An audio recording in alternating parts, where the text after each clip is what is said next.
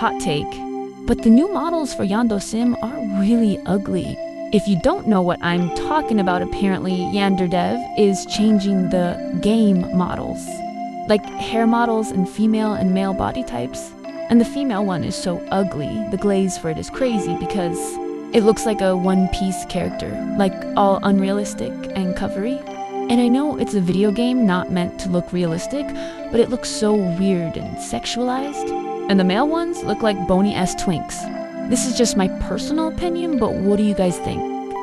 Anyways, power out.